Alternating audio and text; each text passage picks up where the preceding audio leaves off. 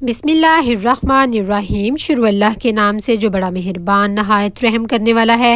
السلام علیکم dear viewers, امید کرتی ہوں اللہ کے فضل و کرم سے آپ سب خیریت سے ہوں گے۔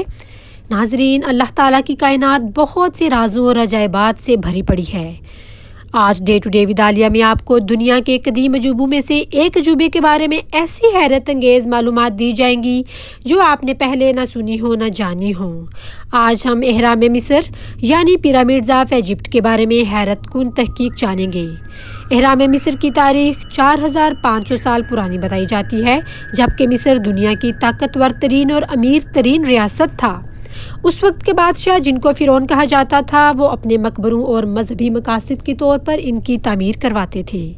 قاہرہ میں واقع ان پیرامڈز کے بارے میں ڈاکٹر عبدالقدیر خان نے ایسے انکشافات کیے جو انسانی عقل کو ششدر کر دیں۔ ناظرین، اہرام کی تعمیر میں استعمال پتھر لائم سٹون سے بنے ہیں، جن کا وزن 2 سے 15 ٹن تک ہے، یعنی 2000 کلو گرام سے لے کے 16000 کلو گرام تک وزنی ایک پتھر ہے۔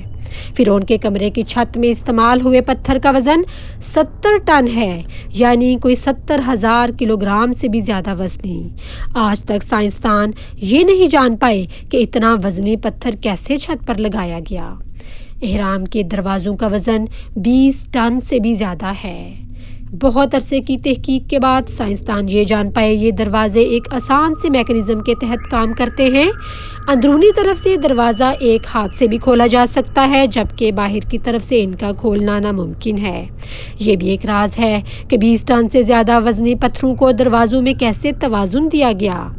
ناظرین، یہ سارے اہرام، یہ سارے پیرامڈز شمالی قطب کی طرف مرکوز ہیں، اور قطبی ستارہ، جس کو نارتھ سٹار بھی کہتے ہیں، ان کے بالکل اوپر رہتا ہے۔ اہرام کی بلندی 149.4 میٹر ہے۔ تعجب کی بات یہ ہے کہ زمین اور سورج کے درمیان فاصلہ بھی 149.4 ملین کلومیٹر ہے۔ حیرت کی بات یہ ہے کہ باہر درجہ حرارت جتنا بھی بڑھ جائے، لیکن اہرام کے اندر کا درجہ حرارت 20 ڈگری سینٹی گریڈ تک برقرار رہتا ہے۔ اہرام کے اندر اگر گوشت کا ٹکڑا رکھا جائے تو وہ گلے سڑے گا نہیں، بلکہ خشک ہو جائے گا، اور یہ راز ابھی تک سائنسدان نہیں کھول پائے۔ ناظرین، اہرام کے محیط کو اگر اس کی اونچائی سے تقسیم کیا جائے تو جواب 3.14 آتا ہے، جو کہ فزکس اور ریاضی میں پائی کی عدد کے برابر ہے۔ یعنی اگر دائرے کے محیط کو اس کے قطر سے تقسیم کریں تو جواب 3.14 آتا ہے۔ یہ بھی ایک ناقابل یقین کرشمہ ہے۔ رات کے وقت یہ اہرام ایسے چمکتے ہیں جیسے ریڈیم سے پالش گھڑی کی سوئیاں رات کو چمکتی ہیں، جس سے اندازہ ہوتا ہے ان پتھروں کو ایک خاص برقی مادے سے پالش کیا گیا۔ سال میں ایک دن سورج کی شعاعیں اہرام کے اندر داخل ہوتی ہیں، اور یہ دن فرعون کی پیدائش کا دن ہے۔ اہرام میں رکھی تلواریں، چھریاں زنگ آلود نہیں ہوتی، جو کہ ہزاروں سالوں سے وہاں موجود ہیں۔